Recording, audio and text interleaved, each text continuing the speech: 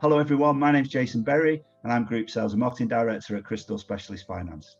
Many thanks for joining us for another Health and Wellbeing episode where I talk to mortgage industry professionals who have faced adversity and challenge through their lives, but have their own useful tools and tips to share with us from their own personal stories. Today we are joined by one of the hardest working and most well-known sector commentators, Andrew Montlake, otherwise known as Monty, who is Managing Director of Coreco Mortgage Brokers, plus also Chairman of Trade Body, AMI, which does such an excellent job representing intermediaries to our regulator. Monty, you're one of the busiest people I know, and a huge thanks for taking the time to speak with us today. How's that for an intro? I'm speechless, really. That's a very nice intro. Thank you very much. I think we're all really busy at the moment. Yeah, and I think in the past I've used industry stalwart and industry heavyweight, but I thought it might be a bit inappropriate. Even though we were talking about, I have put on a bit this lockdown. We're going to run through, I suppose, the roller coaster ride that's been your financial services journey, and probably reflect back on a career which now stretches to over 25 years. So I sound a little bit like Eamon Andrews when it's almost like this is your life.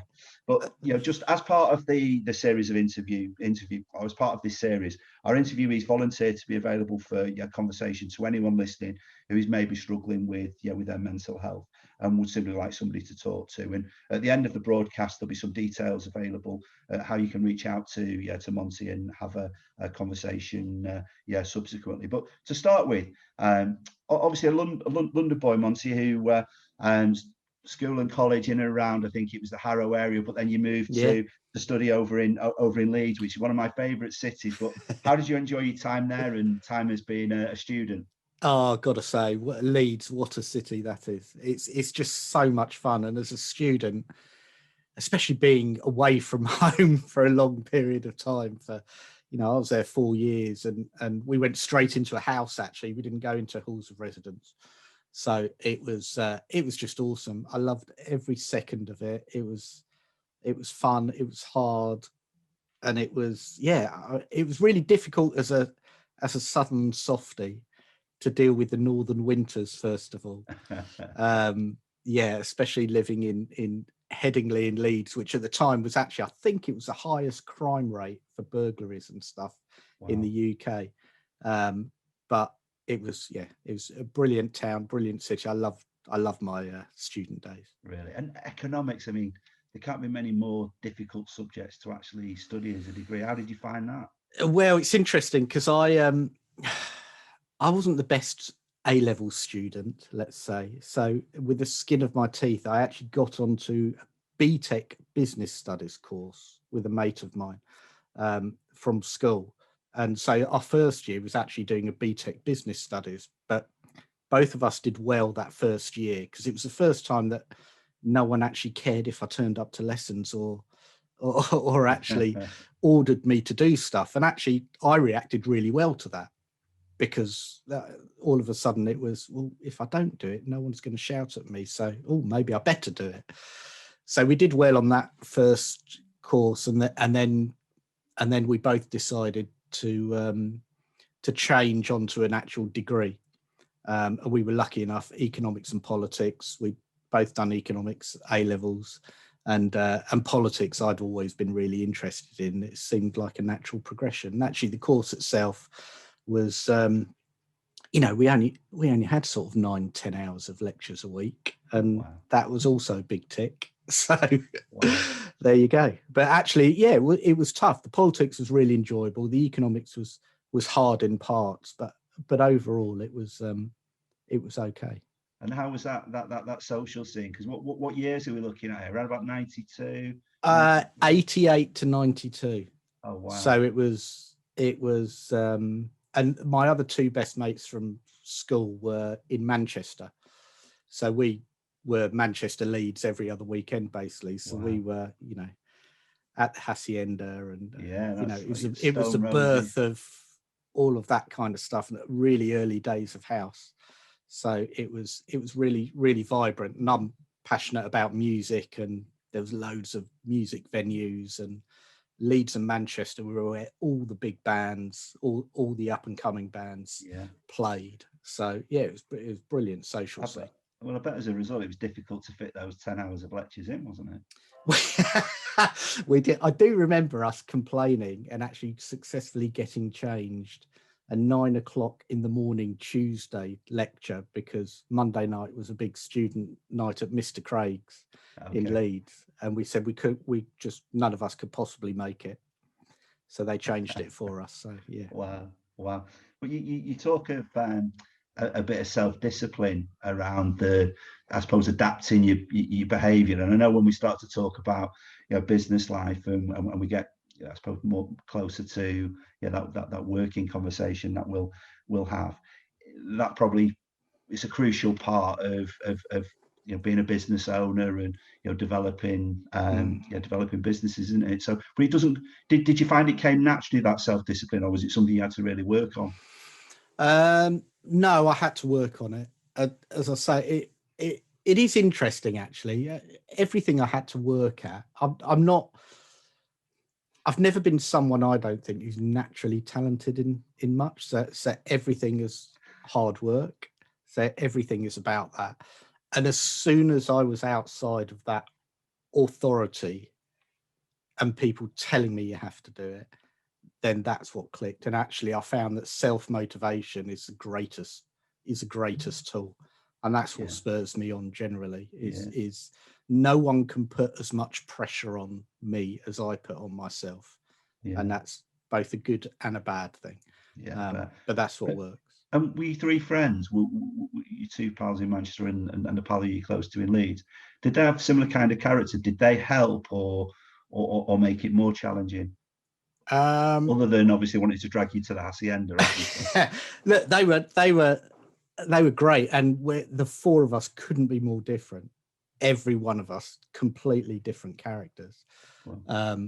But we really got on, and because we were mates from school, and we went through a lot actually in 1990, exactly midway through my uni days. My mum passed away, so having that family, if you like, close, and I was very lucky with all the support and the family support we had around us anyway. But having those three really helped, and there's some really close friends. We were really lucky. Our course was really weird, and actually some of the lecturers said they'd never seen such a close course generally, and there were like 20 or 30 of us who were just really close. Wow. And has that kind of continued really post uni? Because again, I think they say about having friends for life. Is that yeah, I mean, we're really lucky. I'm friendly with most of them now, and we have a catch up when we can. And yeah, I don't see them as much, but the beauty of having long-term friends is sometimes you don't need to speak to them that often.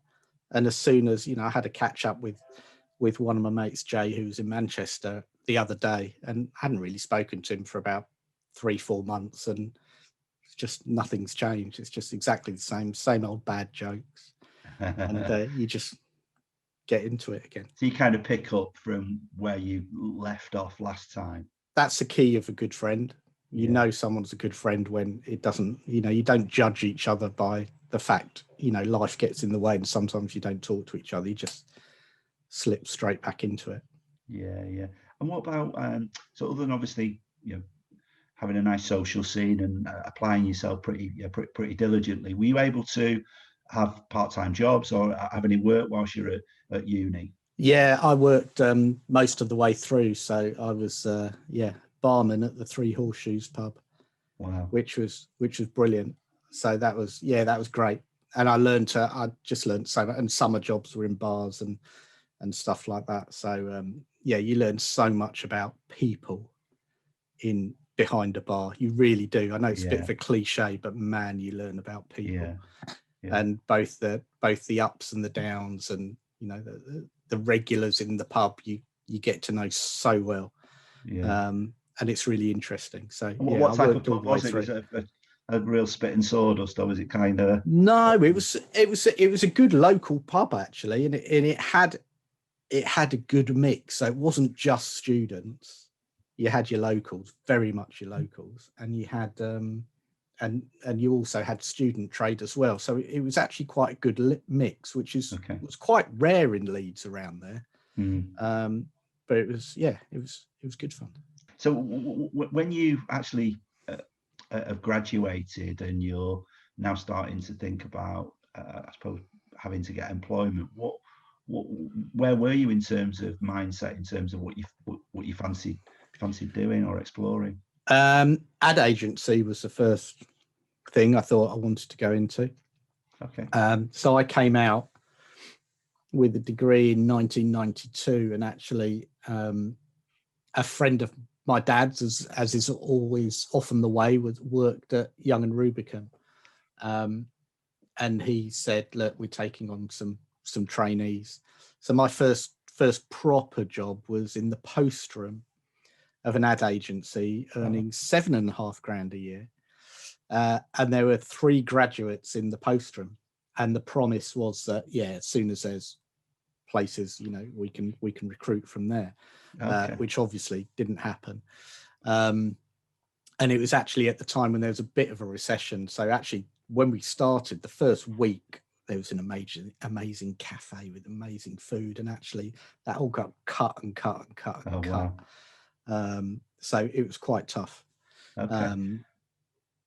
And had you moved back home with your dad? What were the living arrangements? Yeah, I was living at home. Okay.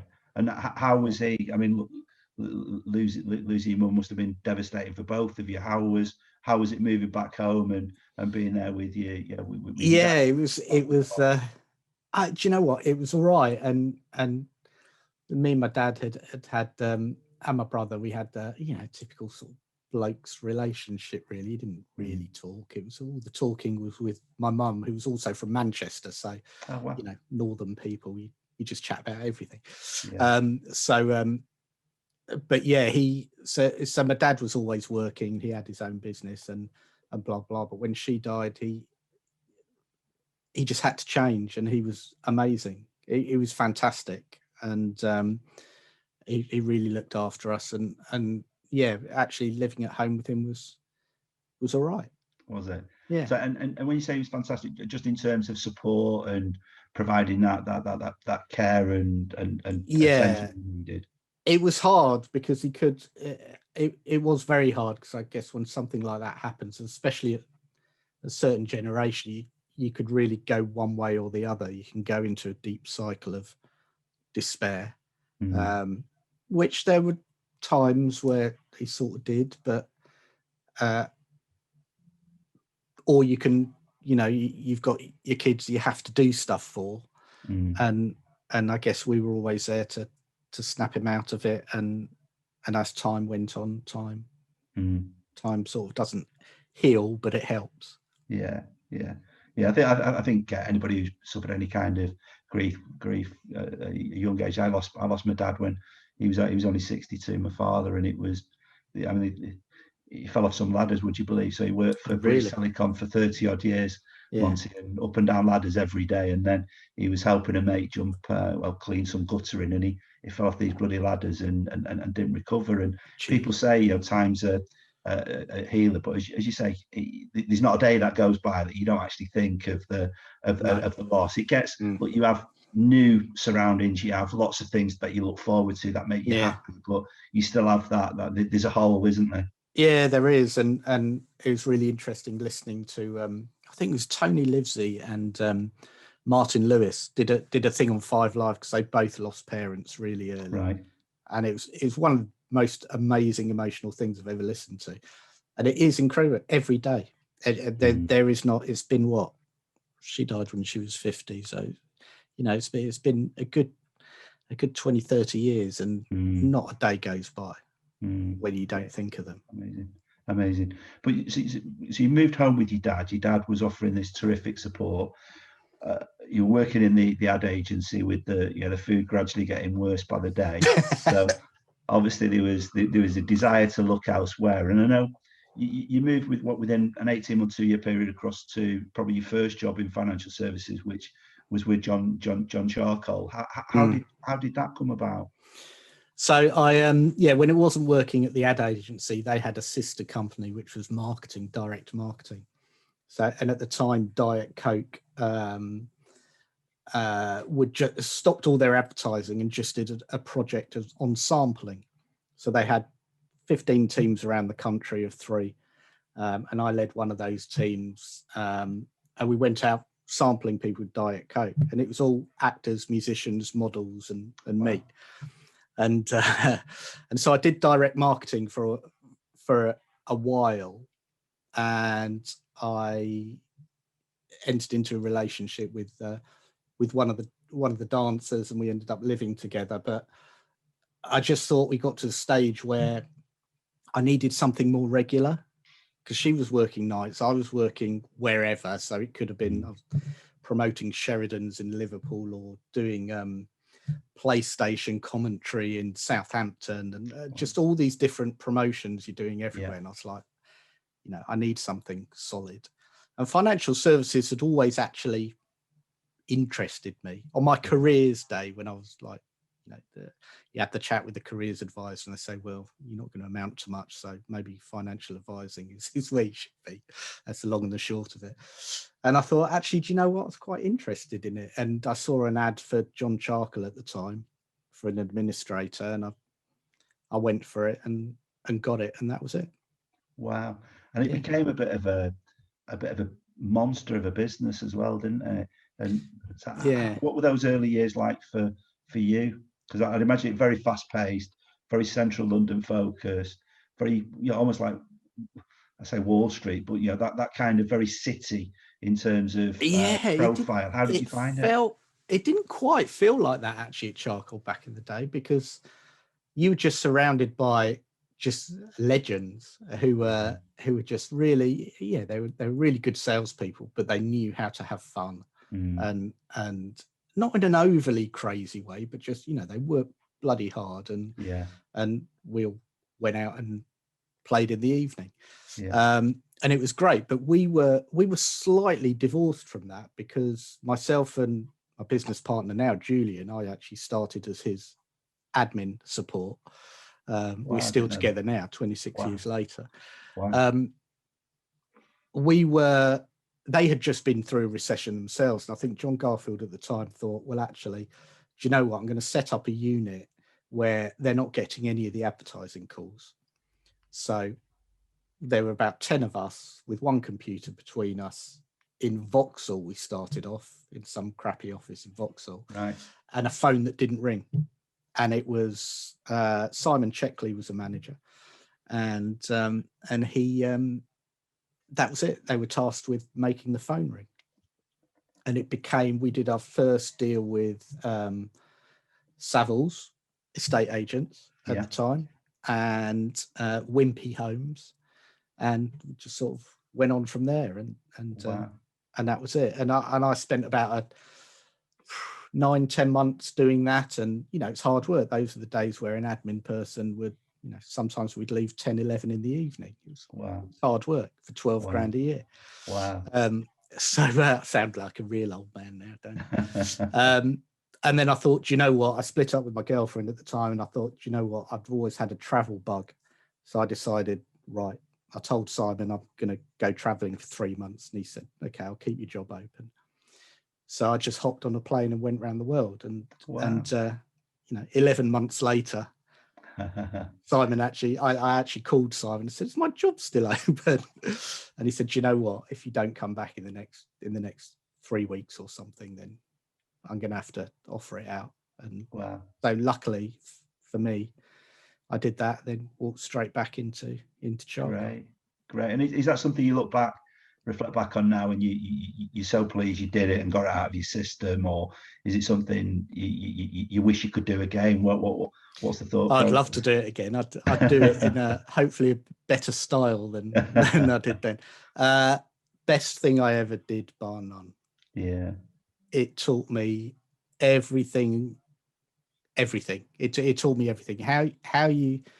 How you behave in certain situations when you are literally on your own and you don't know anyone, and it forces you to make friends or talk to people or do certain things. And the 4 or 5 near-death experiences you sort of have, thinking, can't believe I got myself out of that one. Is it's incredible. Best thing I ever did, and I definitely really want my kids to do that if they, please God, they have the opportunity to do that. Yeah. And I suppose a little bit blessed then that Simon had the job still open for you. And had you got any? Were there any ideas to look elsewhere, or had you enjoyed your time so much at Charcoals prior to leaving that it was the only place you really wanted to? Do you know what? That's a really good question, and I probably never really thought about it. And actually thinking about it now, I never thought about going anywhere else. It was, do you know what? I'm going to go back there because I had decided, do you know what? I want to be a broker, and I want to do that. And unlike now, where people look at the top earners and think, I want to be like that now. I looked at the top earners and said, right, 10 years time, I'm going to be like that. I'm going to be that. That's what I want to be. I remember Ian Darby, who did all the marketing for Charcoal, one of the directors there. On my second day there, he said to me, so, you know, where do you want to be in 5 years? And I said, well, I want your job. I want to do what you do. I want to combine marketing with that. And that's something I've never forgotten. And I've been so lucky that I've been able to do that. And there were some incredibly talented people there. I mean, you mentioned, John Garfield earlier on, and obviously Ian just then, and Simon Checkley. Who were those early influences? I mean, was it those three, or were there others who you? There were loads. You got. I mean, the best manager I ever had, Colin Powell, who's an IFA. I mean, without him, I probably wouldn't have made it. Julian Ingle, obviously. You got Kevin Duffy was there. You had Mark Harris was there. You got James Perkins was there. I mean, Stephen Duncan. Just some incredible people. Richard Taylor, sadly no longer with us. He was there, and these were just legends. Yeah, they're brilliant. And so obviously, work really hard, learn from all these real talented people around you. What was happening? So you'd split with the dancer, you crazy fool, and it wasn't my choice to be fair. and you now, what's happening on the personal side? So you've come back to Charcoals, you've got a career path now, and you're enjoying what you're doing there. What's things looking like on the personal front? Yeah, it was. My dad had found a partner, which was great. Who had also she had suffered something similar, so they had something in common. So it worked really well with them because they understood each other and could give each other space when they needed to. And so and then I got my first mortgage. Thank you, Adrian Maloney, for he did my first mortgage at Portman with the Norwich Union top up back in the day. Yes, I moved out and my friends from uni, we were all back in London in the same sort of area, North London. And it was the usual time of being young, free and single and, working hard, but playing hard and trying to find that perfect partner. Yeah. And what was the market like back then? So this is what 94, maybe up to the 2000, up to the millennium. So what were the times like? What was the market like? Yeah, it was. I think from memory, it was quite tough-ish in the early 90s, which was a good thing because that's when I got my grounding. So I didn't really know any different. There were no proc fees, so it was all about charging a client fee and doing the protection. Yeah, and that was all we knew. And then it started to change when proc fees came in and then the market started to speed up and before you know it, you're in a pretty good space and a good market. And we moved from Vauxhall to Knightsbridge and became really adept at that whole central London, Knightsbridge, high net worth type of market. So it was really good. And Knightsbridge was a great time at that point in time. And the market, from memory, seemed seemed pretty buoyant. It was hard work, but it was. I was going to say, I mean, working with some high net worth customers, are they? Is it any more stressful than a normal customer in inverted commas? It's actually not, but it's how you perceive it. So the first high net worth people you deal with, you feel like it's harder because, oh my God, they must be intelligent. They must know more than me because they earn ridiculous amounts of money. But you get used to it, and you realize that people are people, and it doesn't matter what job they do. They come to you as the expert. And I made my mistakes. You know, I had the odd person, one high-powered solicitor walk out of me halfway through a meeting in my early days. It was the real early days of buy-to-let. And I just said, "Where are you going?" She said, "Well, you clearly don't know what you're talking about." And she just walked out. Wow. And you know what? She was probably right. Really? And the next client I saw wanting a buy-to-let, I made sure I knew absolutely everything there was to know. And no one ever did that to me again. So it's just, you learn from your mistakes and your experience. And what was that proposition like that you're promoting back then? Was it a whole of market proposition? Yeah. So from a knowledge and a skills perspective, I mean, that it's incredibly testing, isn't it? To have the badge of honour that allows you to go whole of market comes with responsibility and requirements to educate yourself accordingly. Obviously, intelligent guy with obviously doing the degree and stuff, but it's still incredibly challenging. So how did you manage to keep up to date and have that expertise that I suppose ensured that other people didn't walk out? It's the Charcoal at the time had some really good training, and there were only really two brokers at the time. It was us and Chase DeVere, and this is before Alexander Hall came along, or London Country, and I think LNC were probably just starting, and then AH. But it was you know, the BDMs would still be the BDMs. They come in, you'd have your training, you'd have your protection training and your spin training and how to sell and all of that sort of quite old-fashioned type of sales training, which is actually brilliant because it really sticks with you. And the knowledge share, and that's something we've always tried to replicate wherever I've been, it's the knowledge share with the people around you. And when you're around good brokers or experienced brokers, most of the stuff you pick up by listening to them on the phone. So there are still phrases that I hear today that, I don't know, someone like Andrew Drummond or Colin Powell would use on the phone, or Wayne Coleman, and you just pick things up. And you think, oh, that works for them. Actually, let me try it. And then before you know it, you put your own personality into it. And so that knowledge share is really important. And even today, when we can go back into the office again, that's what I miss most, is that I learn something from everyone around me every day, because I can just hear what they're saying, or, oh yeah, I forgot about that, because it's really hard to keep up with 70, 80, 90 different lenders' criteria. So it's that knowledge share that keeps you on the ball. And you know what, I'll come back to that when we, I suppose, start talking about the current and up-to-date situation. We'll reflect on this knowledge share and just the challenges it brings in a new world, as whatever that landscape looks like over the coming months.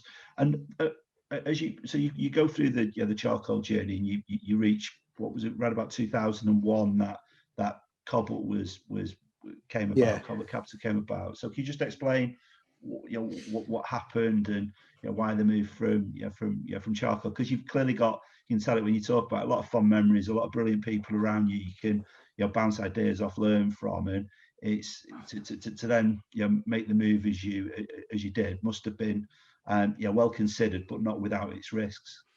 Yeah, it was, and it became 2000 was, we had been Charcoal has an interesting history, as everyone knows, in terms of when buying and selling and etc. And actually, we'd been bought out by Warburg Pincus, a VC trying to do. Sorry, I was just disrupted by someone knocking at the door. Oh, sorry. So a VC doing what VCs do. So they changed everything. And a lot of the legends started to leave. Mm.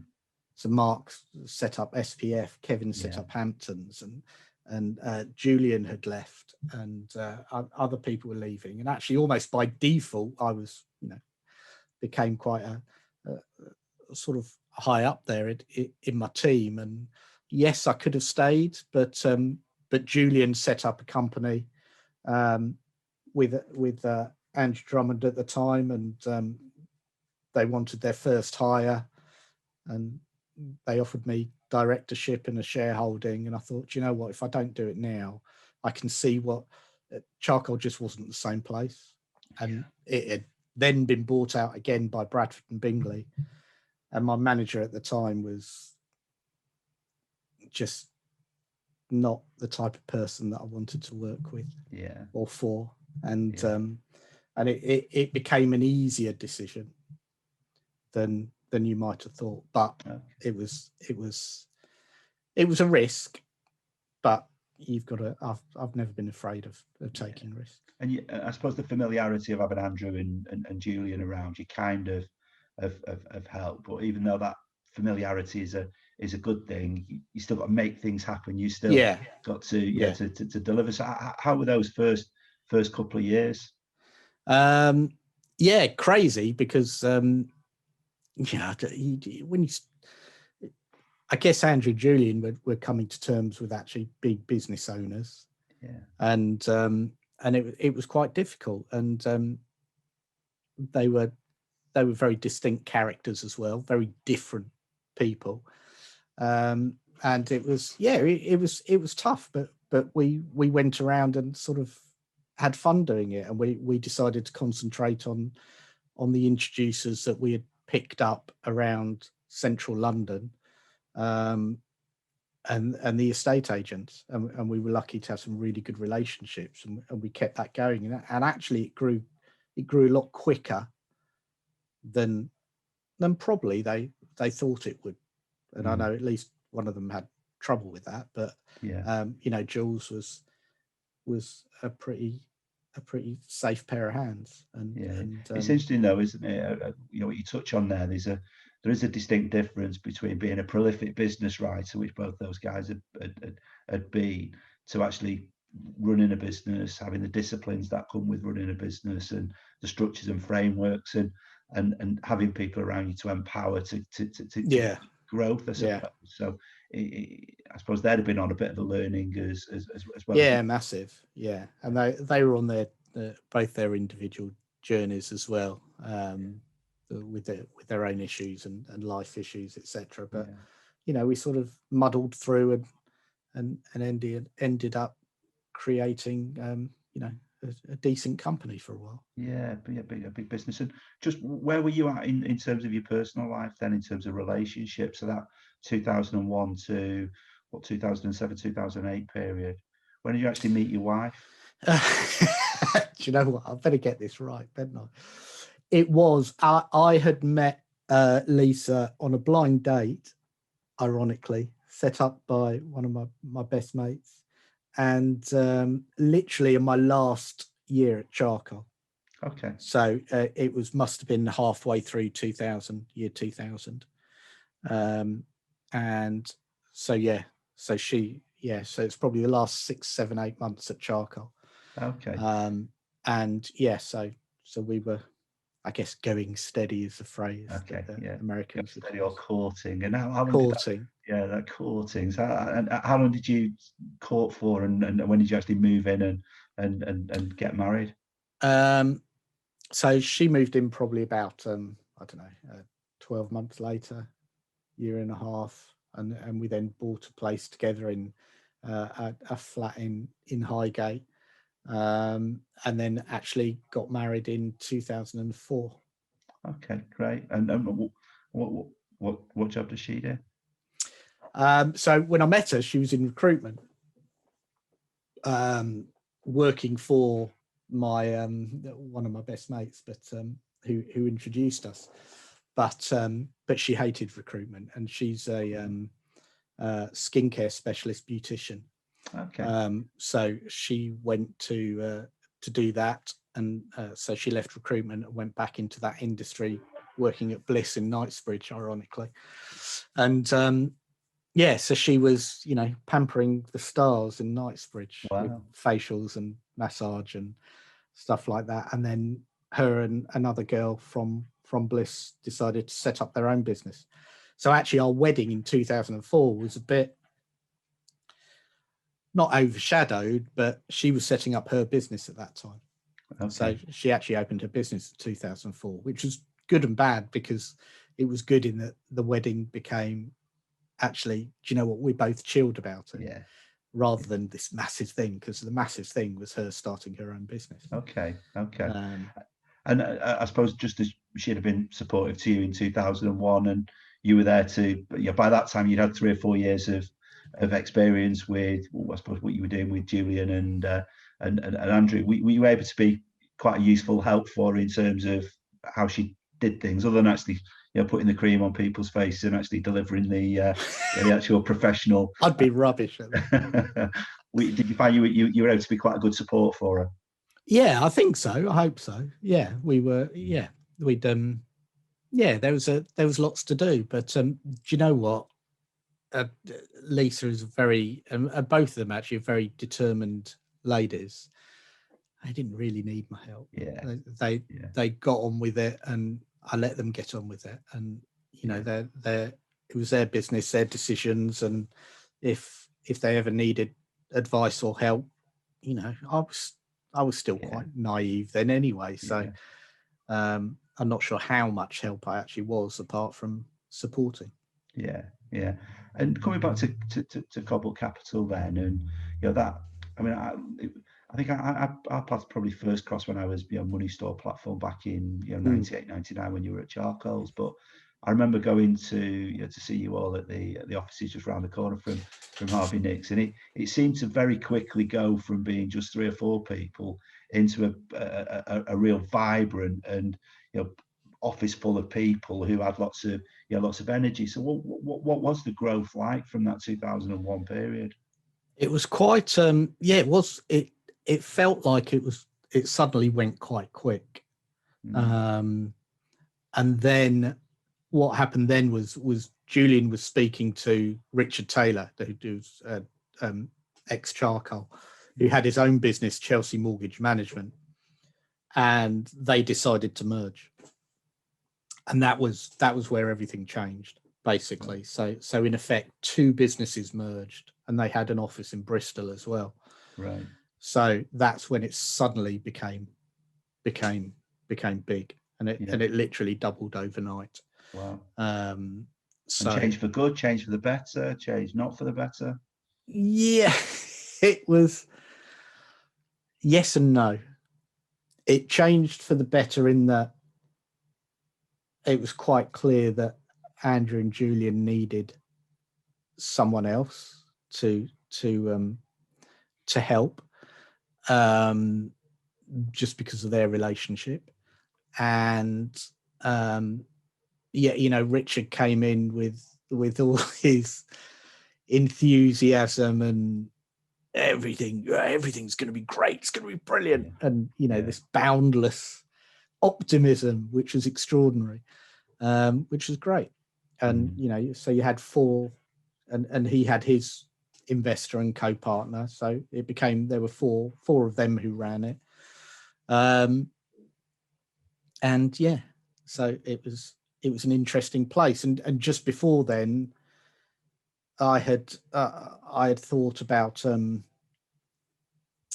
getting into the marketing and PR stuff, and actually Julian backed me on that, and we did pretty well on that. I got a PR advisor who, again, was just starting up his own business, and he came in with some incredible, really fresh ideas, brilliant, and me and him worked really well together. And I would imagine that the brand as it was, and certainly your profile within the marketplace, did, it really accelerated, but accelerated for the better, I would imagine. And how did you find, being the face of the business, and being the commentator on, everything from, complex to the absolute, the most normal of residential cases, to commenting on the budget, and it just seemed, again, that your remit in terms of that commentary seemed to cover multiple areas, really. Yeah, I mean, it was good because Jules didn't want to do it, neither did Andrew or anyone else, and I'd done it because, well, there were various reasons why I'd done it, but yeah, I really enjoyed it, and I love writing, and that was really the category, doing the writing and the blogs and that type of stuff. And actually, BBC News came up one day, and the guys didn't want to do it, and I said, well, I'll do it. And I've never been so scared in my life. And it was a Saturday. Wow. And literally I didn't talk or eat for 24 hours beforehand. Wow. And it was the most awful interview. I was shocking.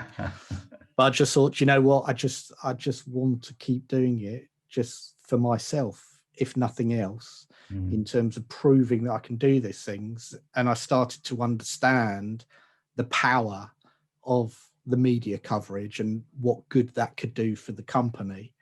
And I started to get friendly with some of the journalists who I've been introduced to, and I got on really well with them. And I think because I was a broker rather than a spokesperson, they actually really liked that. And you were still business writing at that time then? Yeah.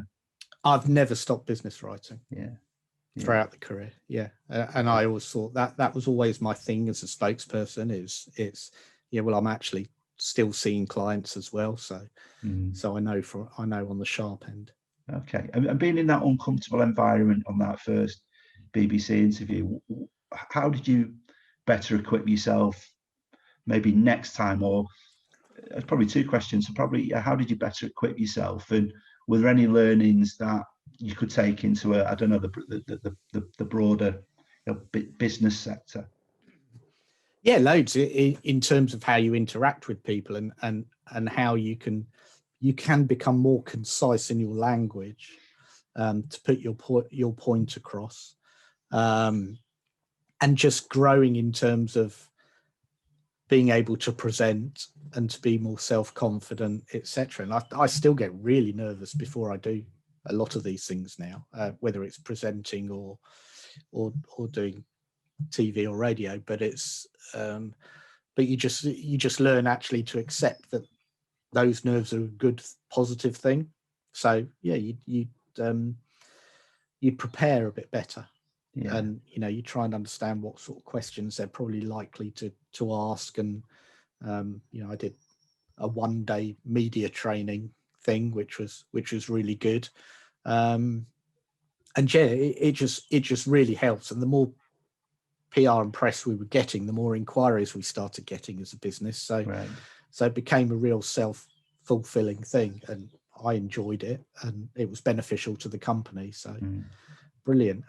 Some people, the problem is, as soon as you put your head above the parapet, some people misinterpret your intentions and think you're doing it just to, just for your own ego or something like that. And there were certain jealousies in the company, but even though they didn't want to do it themselves, it was why is he doing it, blah blah blah, concentrate on this.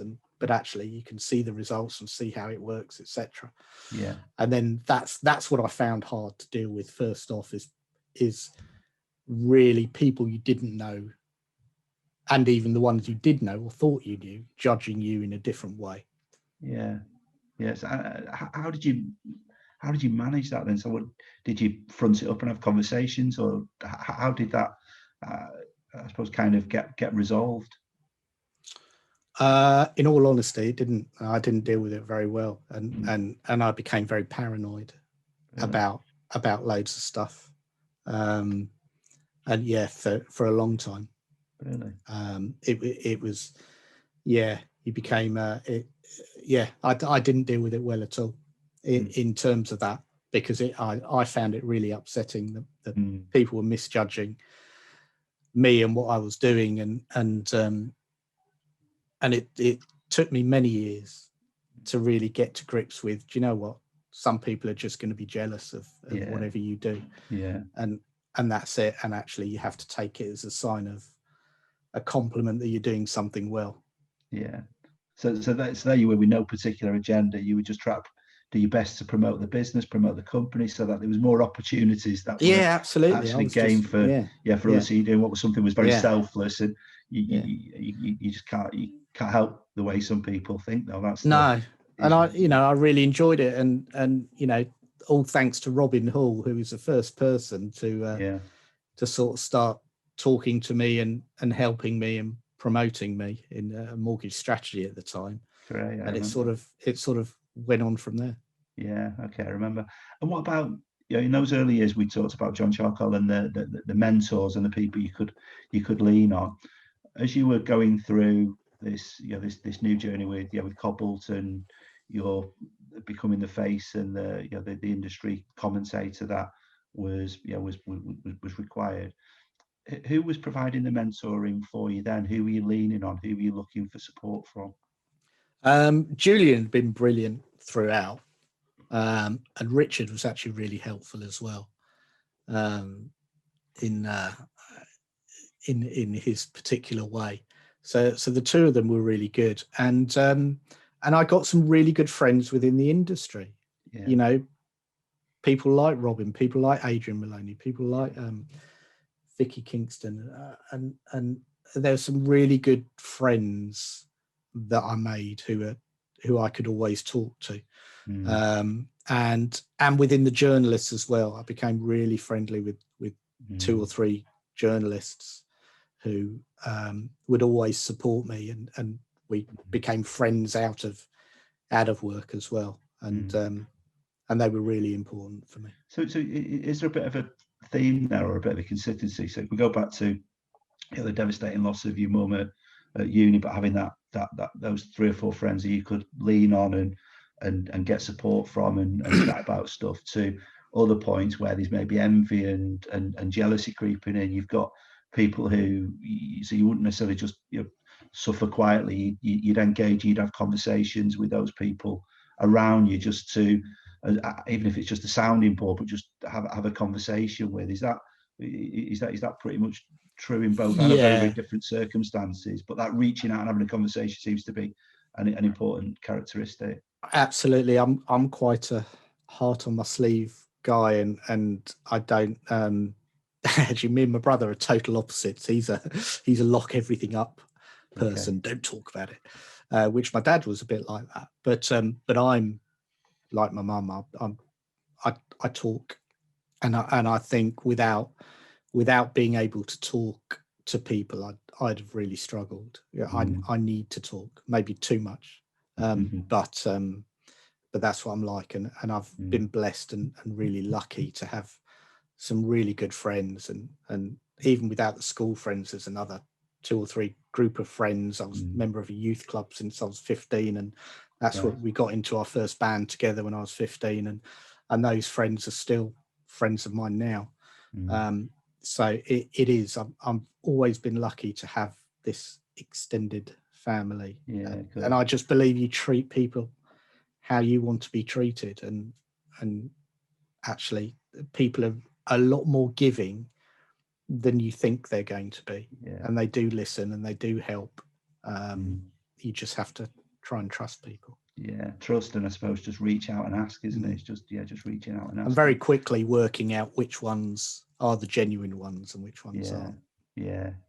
Listen, I'm mindful of time, but I don't want to shortchange in terms of content. We just want to accelerate a little bit around maybe looking at the where you are now from a Coreco perspective. So we've gone through the charcoal and the cobalt journey. We've moved into this Coreco environment, and when was, maybe just touch on what happened, what was the trigger from cobalt to Coreco. And I know it's been a it's been a real roller coaster ride for you, the Coreco journey, but I'm just interested in probably just understanding a little bit more about how it happened and where we are now, and then also just want to talk about Lisa and the kids. So probably just start with the Coreco bit.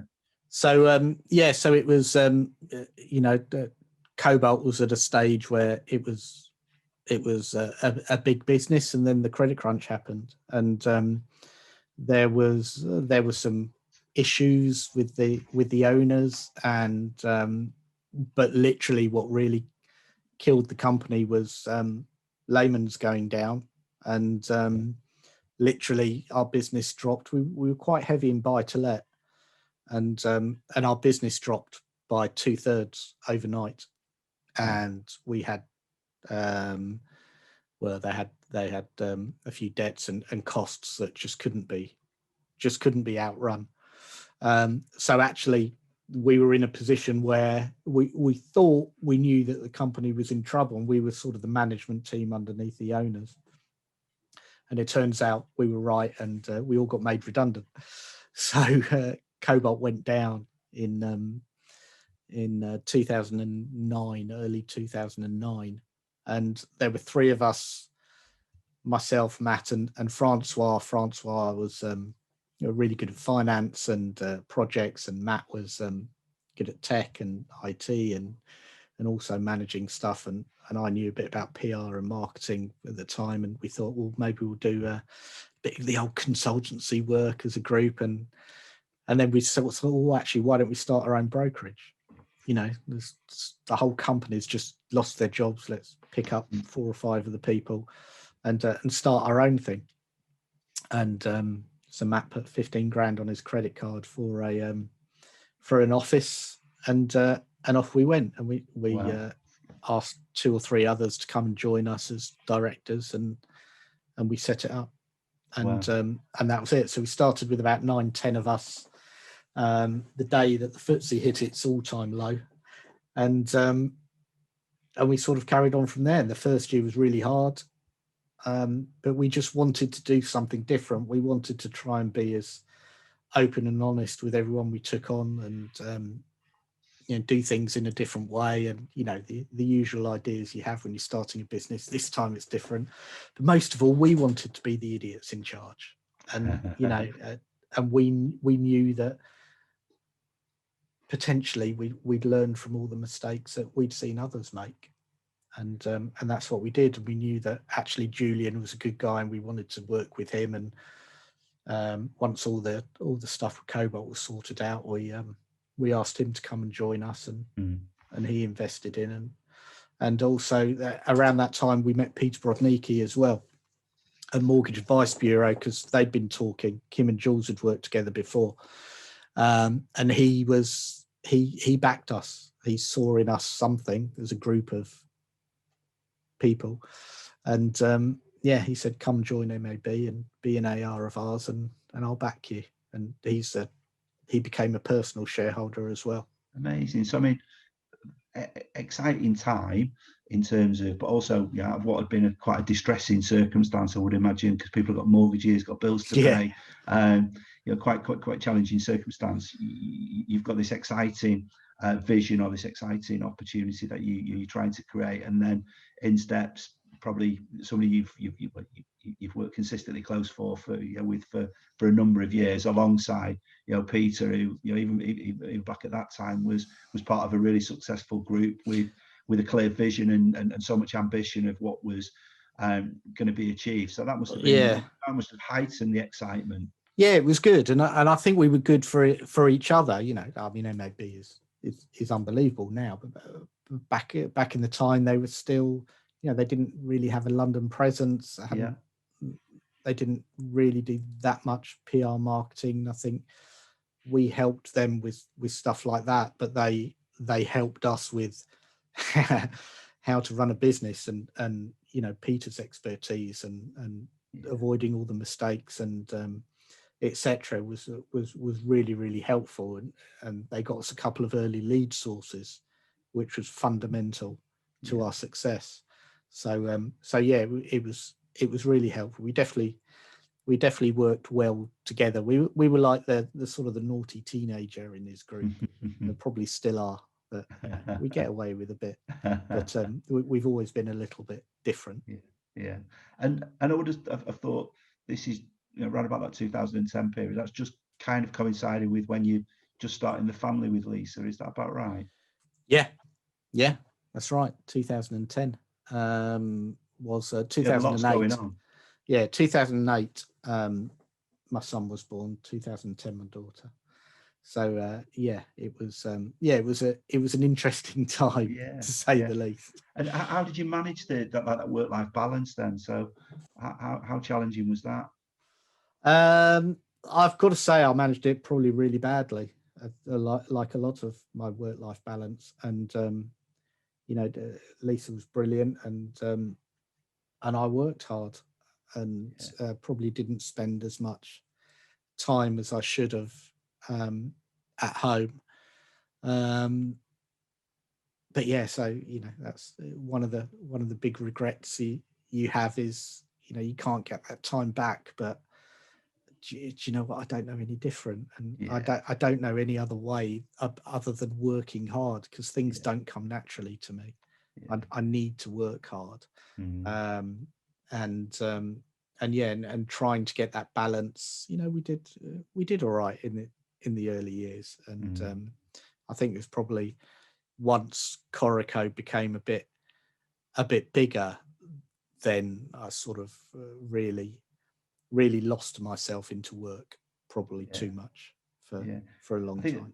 I think it's interesting when we talk about that effort and that application and not being outworked. It's there's a trait in, I suppose, many successful people that I've been fortunate enough to meet or see. There's a work ethic which can't be taken for granted. And you look at the sport, the very best sporting teams, whether it's I know you're a keen sports person, and whether it's the All Blacks from a rugby perspective, or whether it's Manchester City now, you look at the work ethic that's demonstrated, and there's skill, there's ability, there's knowledge, there's expertise, but ultimately, if you refuse to be outworked, then you give yourself a real fighting chance of being successful. Would you agree? I think so. And as I say, some people are just naturally talented at something, and perhaps they don't want to work. They don't need to work as hard, or they work out to have that balance. And maybe that comes down to my own mental gremlins about myself is, I need to work. I don't want anyone to ever accuse me of being lazy or not working or not giving my all or etc. And that has maybe been to the detriment of my family. And that's it. And it's a desire to prove to everyone that yes, I can do something, or to prove to myself. Maybe it's just proving to myself. And so it's that accomplishment. And I suppose, what does accomplishment look like though? So what defines so there's obviously that work ethic that you've actually got, but what is that accomplishment? What is it that really drives it? It's interesting. I'm not really sure I know. I think it's, first of all, it was being master of my own destiny. That's that. I could never see myself working at a corporate. I'm too annoying and too mouthy for that. And if I see something wrong, I say I'm hot up my sleeve. And it's also putting two fingers up at people who say you can't do something. Nothing drives me more than that. And that's always driven me in my career. Yeah. And what does success look like in the future? We mentioned before with Coreco, you've got some excellent foundation, you've got some talented and really skillful people around you now. What does success look like for the business in the future, and then for yourself personally in the future? I think for the business, it's quite straightforward. It's a profitable, sustainable business going forward, where the people who work there can feel proud that they work there, and the culture and the ethics of the business and how we deal with clients is that's what we can all be proud of, and something that a business that can take the opportunities as they come along, as long as they're the right opportunities and not growth for growth's sake. We've had our challenges as a business, and I always say it's really easy to build an unprofitable company. because it is. So we need to concentrate on that and making sure that Coreco becomes everything that when we started it, and I look back at my first, this is what it could look like in the future marketing plan, that I can look at myself and go, yeah, we did something. Okay. And do you know what? You're only as good as your last month. And if we go through too many years like last year, then, you know, who knows? It's tough, but that's what that looks like. Yeah. Well, we mentioned that knowledge sharing earlier on and how crucial that was, and different kind of landscape over the last 12 months with lockdown. How do you see that knowledge sharing working in the new landscape and the new, I suppose, environment that emerges? It's all about communication, and you know, I suspect that people won't want to go back to the office more than 2-3 days a week. It's about how you use those 2-3 days a week. It's difficult if you're starting up in the business. How you learn is being around people. So I think for new starters and that, then you'd need to be in an environment where you are in at least 4 days a week to get that knowledge share. But it's amazing. We're lucky as an industry in we're able to do our work from home. Yeah. We're able to do our work on Zoom. We're able to still look at people and actually have meaningful interactions. But we are also a very social industry, and not actually being able to touch and feel people is hard. That's what we all struggle with. But actually, I think having that balance between home work, technology, non-technology, I think if we get that right, then we can have an even better future than rather just one or the other. And it's that balance that we have to work on as a company, as an industry, and as individuals as well. It's a good point, Monty, in it. And there are clearly some takeaways over the last 12 months that we absolutely want to embrace and move forward with. And that's not just with lenders being more flexible with AVMs and stuff like that. It's this kind of communication has got its place, hasn't it? It's got its place with our customers, as well as a way of actually knowledge sharing. But it's just, I suppose, integrating it into other bits that we know work. And I think that'll be the challenge for us, for all of us. And so your personal